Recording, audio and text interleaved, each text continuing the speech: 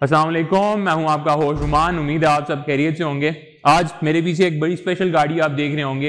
ये गाड़ी हमारे पास आई हुई थी डिटेलिंग के लिए एक्जॉटिक कार्स पार्क हमारे स्टूडियो पे। तो अब उसके बाद अब ये चमक रही है तो उसका वॉक अराउंड करते हैं। इस गाड़ी के बारे में आपको मैं थोड़ी बहुत इंफॉर्मेशन देता चलूँ, फिर उसके बाद इसके बारे में एक बड़ा इंटरेस्टिंग फैक्ट बताएंगे और फिर इसका वॉक अराउंड करेंगे कंप्लीट। गाड़ी ये है हमर की H2।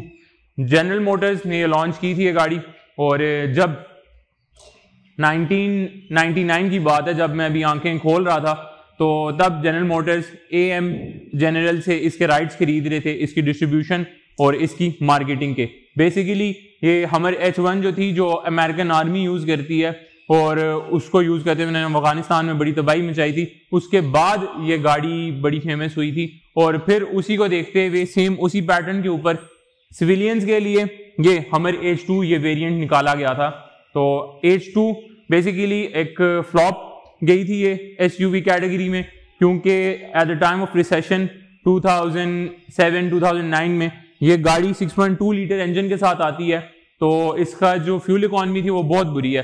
तो इस वजह से लोगों ने इस गाड़ी से बहुत ज़्यादा शिफ्ट कर लिया था। प्लस ये जो गाड़ी है ये आपके यूनिवर्सिटी के दोस्तों से भी ज़्यादा फेक लुक्स हैं इसकी, क्योंकि इसमें कार्डेशियन से ज़्यादा प्लास्टिक है। जो इसका फ्रंट पे जितना भी आपको क्रोम नजर आ रहा है वो सारा प्लास्टिक है। तो अमेरिकन ने इसको इतना ज्यादा वेलकम नहीं किया था, लेकिन पाकिस्तान में आके और फिर UAE और मिडिल ईस्ट में उन सब ने इस गाड़ी को बहुत वेलकम किया था, बहुत ज्यादा पसंद की जाती है।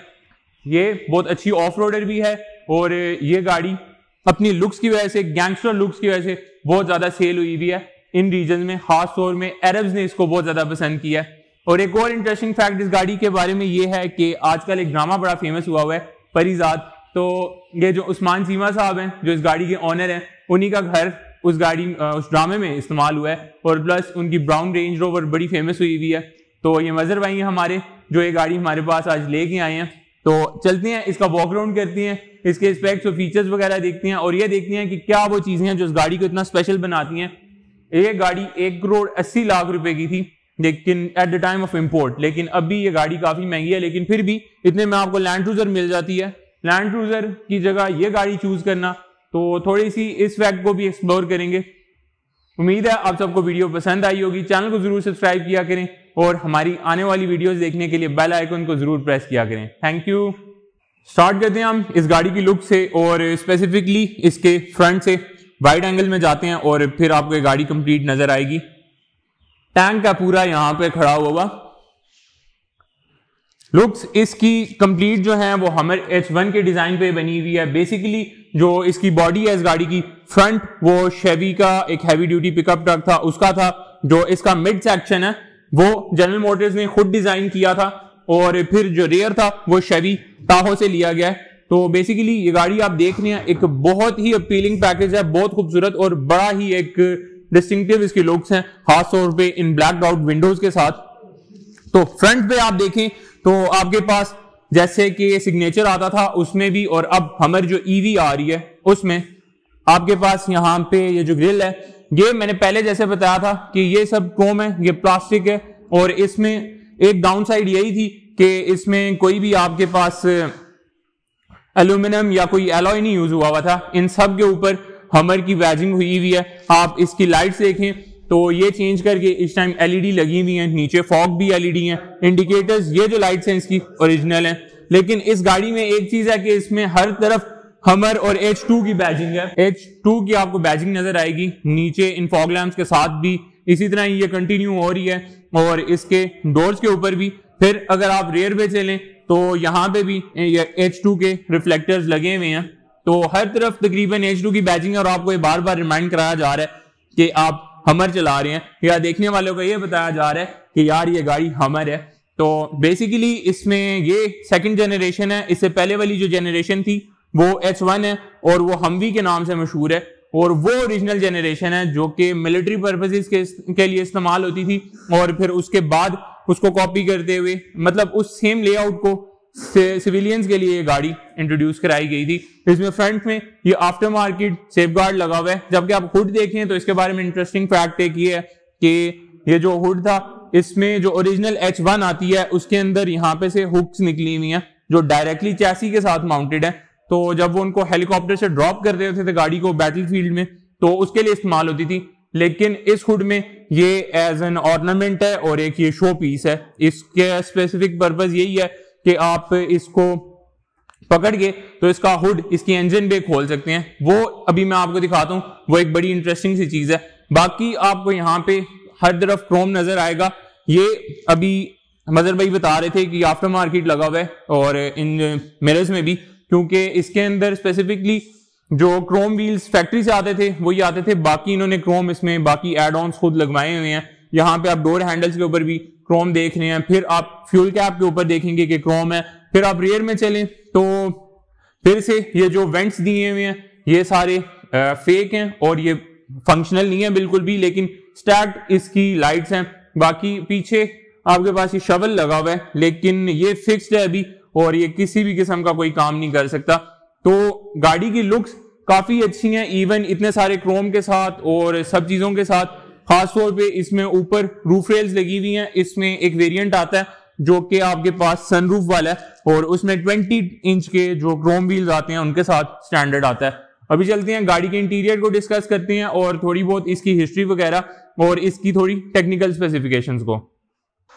हमर की जो बेसिकली प्रोडक्शन स्टार्ट हुई थी 2002 से और ये चली थी 2009 तक। तो इसमें दो इंजन वेरिएंट्स आए थे, एक 2002 से लेके 2007 तक वो 6 लीटर था। इसके इंजन का नाम वोल्टेक है, उसे वोल्टेक्स 6000 बोला जाता है। और फिर जो फाइनल रन था इसका 2008 से 2009 तक, उसके लिए आपके पास आया था 6.2 लीटर। तो बेसिकली ये फाइनल रन जो 2008 से 2009 तक गाड़ी आई थी वो है। तो इसमें वोल्टेक्स 6.2 लीटर है, 6200 सीसी गैस गजलर इंजन है, बहुत पेट्रोल खाता है और करेंटली ये प्रोड्यूस करता है 398 हॉर्स पावर और 563 न्यूटन मीटर टॉर्क। तो आपका एक बड़ा बेतुका सा कंपैरिजन बनता है कि आपका जो रेवो है, अभी टर्बो डीजल आ रहे हैं इनलाइन 4, वो प्रोड्यूस कर लेता है 500 न्यूटन मीटर टॉर्क। ये तो फिर एक V8 है, लेकिन डिस्प्लेसमेंट मैटर नहीं करती हॉर्स पावर और टॉर्क के फिगर्स में।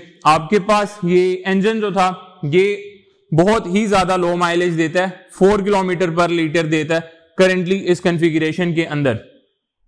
अभी चलते हैं जरा इसकी बाकी टेक्निकल स्पेसिफिकेशंस देखते हैं। खासतौर पे इसके ये जो व्हील्स लगे हुए हैं इनके बारे में एक इंटरेस्टिंग फैक्ट ये है कि जो ओरिजिनल H1 आया करती थी उसमें यहाँ पे ये टायर इन्फ्लेशन कैप हुआ करता थी। इसके नीचे एक बटन होता था जिसे आप प्रेस करते थे और फिर एकदम टायर में हवा खत्म हो जाती थी या टायर में ऑटोमेटिकली हवा भर जाती थी। तो ये तो सिविलियंस के लिए गाड़ी है और ये स्टैंडर्ड है बिल्कुल। तो आप इसमें एज सच उन्होंने बस ये हिंट दिया हुआ है यहाँ पे उसका, जैसा कि हुड के अंदर दिया हुआ है। बाकी हुड लैचेस इसमें दोनों साइड पे हैं क्योंकि ये सामने की तरफ जाता है, जैसे कि तब GM कर रहा था अपनी गाड़ियों के साथ, जिसमें डॉज वाइपर जो V10 वाली आ रही थी उसका भी हुड फ्रंट की तरफ आता है और GM की बाकी भी कुछ गाड़ियां उनका भी हुड फ्रंट की तरफ ही आ रहा था।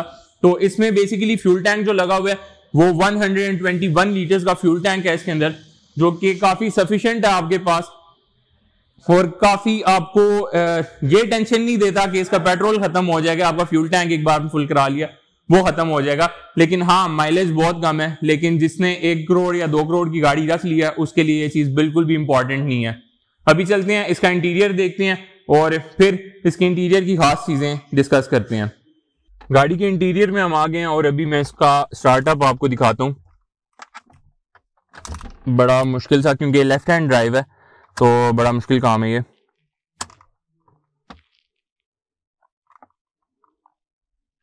अभी बेसिकली यहाँ पे आपके पास आ रहा है इसका मेन जो आपका स्पीडोमीटर है माइल्स पर आवर और किलोमीटर पर आवर में, नीचे ओडोमीटर है वो माइल्स में ही है, अभी बता रहा है आपको कितना चली रही है। फिर तकरीबन सारे डायल्स ही एनालॉग हैं, एक साइड पे RPM मीटर है और फिर फ्यूल गेज और ऑयल टेम्परेचर है और यहाँ पे बाकी इसकी बैटरी की और टेम्परेचर की आपके पास गेज है। अगर आप इसका ये देखें, आप इसका स्टीयरिंग व्हील देखें तो इसमें यहाँ पे हमर की बैजिंग है, जबकि स्टीयरिंग व्हील के अंदर एज सच कोई तब वो इसमें डिजिटल बटन्स नहीं आते थे। यहाँ पे वॉल्यूम कंट्रोल बटन है, यहाँ पे थोड़ा सा एक वॉइस असिस्ट का और नीचे भी यहाँ पे दो बटन्स आते हैं, एक इसकी फ्यूल कैप खोलने का और दूसरा यहाँ पे आपके पास इसका जो ट्रैक्शन कंट्रोल सिस्टम है उसका। इसमें क्रूज कंट्रोल नहीं आता, लेकिन क्योंकि ये लेफ्ट हैंड ड्राइव गाड़ी है तो आप देख सकते हैं कि इसका इंटीरियर कैसा है। और इसमें हाँ एक चीज़ जो कि इसकी एलईडी है वो एक्स्ट्रा लगी हुई है, ये आफ्टर मार्केट एंड्रॉयड पैनल इसके अंदर लगा हुआ है, वैसे इसमें डीवीडी प्लेयर आता था।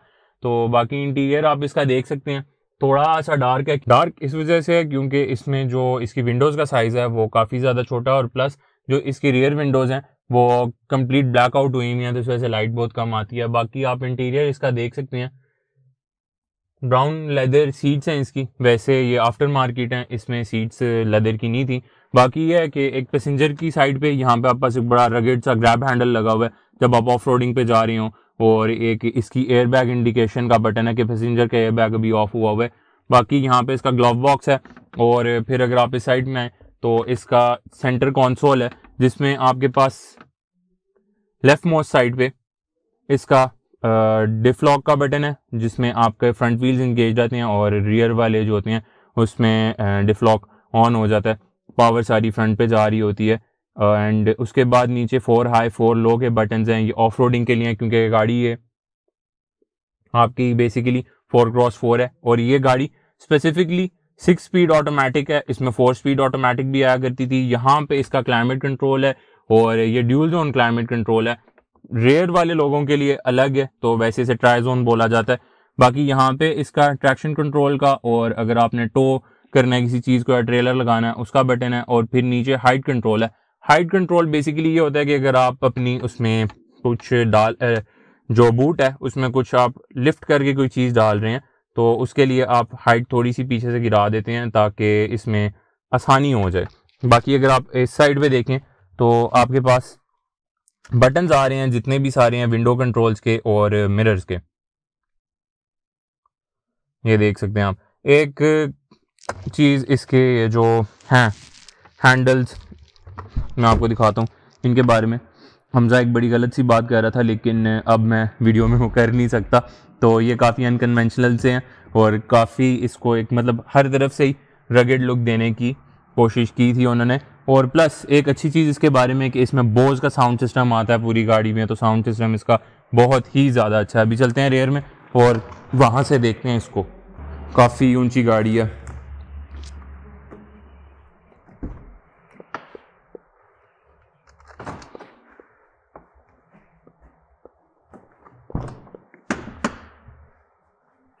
ये हैं इसकी रेयर सीट्स, और पीछे यहाँ पे करंटली ये 7 सीटर कन्फिगरेशन में है, आप देख सकते हैं। और इसमें एक साउंड सिस्टम पड़ा हुआ है, तो बेसिकली उन्होंने एक ही सीट रखवाई हुई है प्लस साउंड सिस्टम। वैसे इसका 634 लीटर की बूट स्पेस है जो कि इनफ है, और यहाँ पे अगर आप देखें तो लेग रूम इनफ है, हाइट इसकी काफ़ी ज़्यादा है, हेड रूम बहुत सफिशेंट है। बाकी कंफर्टेबल गाड़ी है, प्लस इंटीरियर है। और ये हसन भाई भागे हैं अभी, और ये मजर भाई हैं जो ये गाड़ी लेके आए हैं यहाँ पे।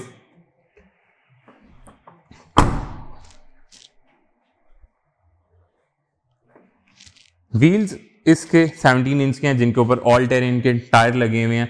और उसके बाद एक इंटरेस्टिंग फैक्ट, इसका ये जो बड़ा रगेड सा फुटस्टेप है उसके लिए कि जब जीएम इस गाड़ी को बना रहा था तो उन्होंने, जैसे मैंने पहले बताया कि फ्रंट की सीट पिकअप ट्रक का लिया था, पिकअप ट्रक का, और रेयर जो था वो शेवी टाहो का।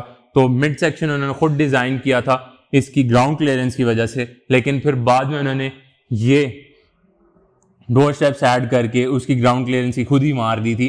तो बाकी यहाँ पे आप देख सकते हैं ये क्रोम एक्सेंट्स पूरी गाड़ी में है, और इसकी टेक्निकल स्पेसिफिकेशंस यहीं तक ही हैं। और बाकी आपको अगर कुछ में से मिस हो गया तो आप सर्च कर सकते हैं। अब भी सिर्फ एक रिक्वेस्ट है मजर भाई से, अगर हमें ये लैचेस खोल के इसका हुड कैसे खुलता है और हमें इंजन दिखा दें।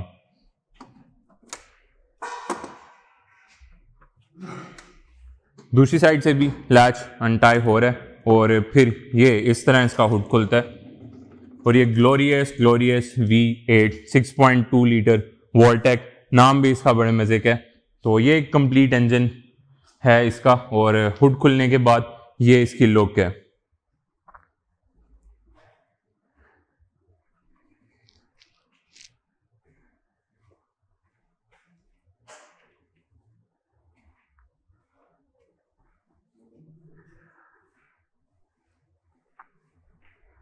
उम्मीद है आप सब लोगों को ये वीडियो पसंद आई होगी। चैनल को सब्सक्राइब करना ना भूलें और मज़ीद वीडियोज़ के लिए हमारे चैनल को ज़रूर दोस्तों के साथ शेयर किया करें, सब्सक्राइब किया करें, लाइक किया करें। ये आपको कहना ही पड़ता है। मिलते हैं अगली वीडियो में, तब तक के लिए अल्लाह हाफिज़।